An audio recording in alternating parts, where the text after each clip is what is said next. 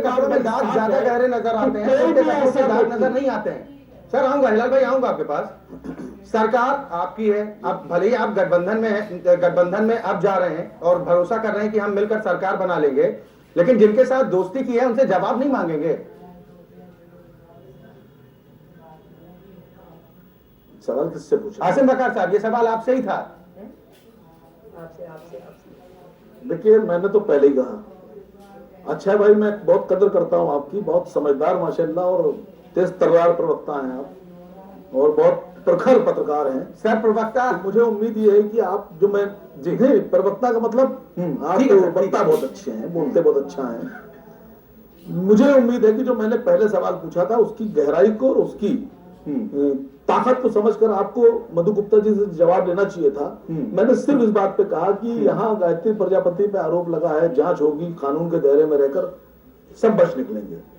मैं समाजवादी पार्टी के उन तमाम मुस्लिम लड़कों से भी और मुस्लिम लोगों से भी पूछना चाहता हूं कि मैंने बहुत जायज और एक छोटा सा सवाल एक लाइन का पूछा है कि मुख्तार अंसारी बिल्कुल अपराधी है। मैं आपके साथ हूं और मुख्तार अंसारी जैसे लोगों को राजनीति में नहीं होना चाहिए, बिल्कुल एक अपराध की राजनीति नहीं होना चाहिए, राजनीति को पाक होना चाहिए अपराध से।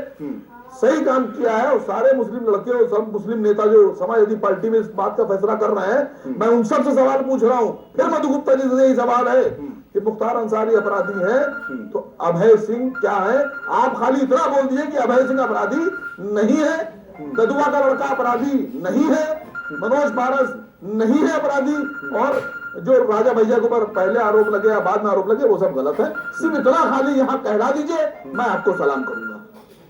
मधु गुप्ता जी जवाब दे दीजिए। धर्म की राजनीति में देखिए, जो मैं तो खाली इतना पूछ रहा हूँ, अभय सिंह आपके लिए अपराधी है या नहीं, इतना जवाब दीजिए। धर्म की राजनीति नहीं करते जैसे बाहरी लोग।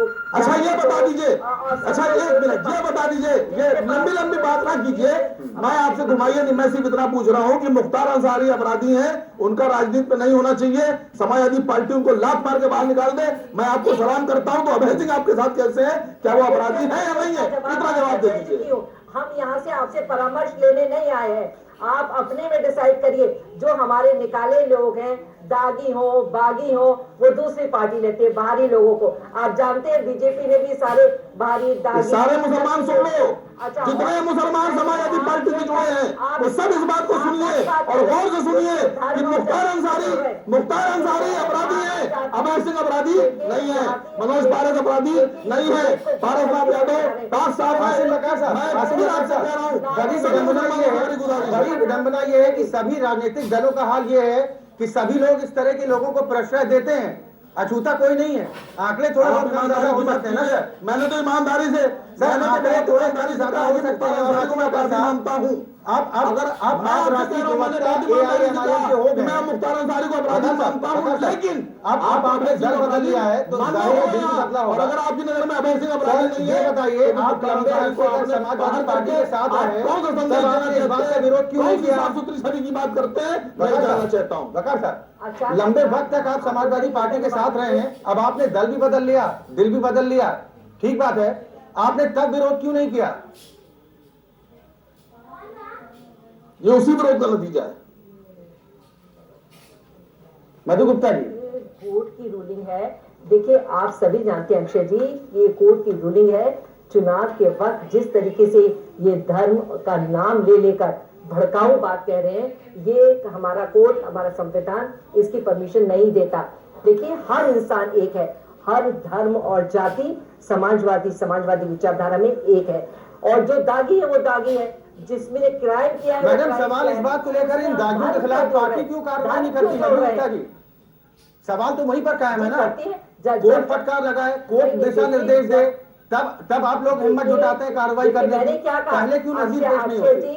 मैंने शुरू में ही ये कहा। मधु गुप्ता जी, आप बहुत सीनियर लीडर हैं, मैं आपसे गुजारिश करता हूं कि अभय सिंह को खाली इतना बता दीजिए कि आप साधु मानती हैं या क्रिमिनल मानती हैं? जैसे होंगे वैसे ही कार्रवाई की जाएगी। मैंने शुरू ही इस बात से कहा, मैंने कहा हम डिफेंड नहीं करेगी पार्टी।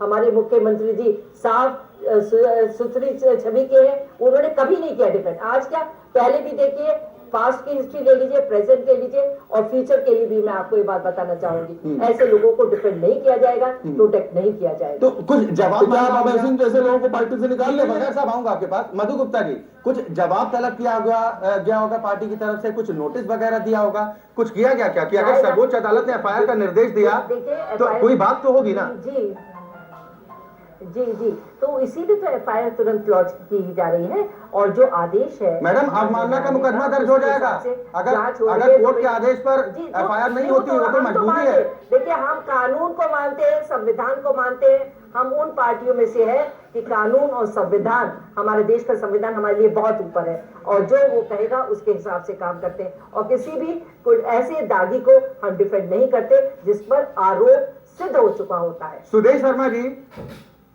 किसी भी ऐसे दागी को डिफेंड नहीं करते हैं लेकिन कार्रवाई भी नहीं करते हैं इस तरह के नेताओं पर। बड़ी ये विडंबना नहीं है राजनीतिक दलों की कि चित भी अपनी, पट भी अपनी?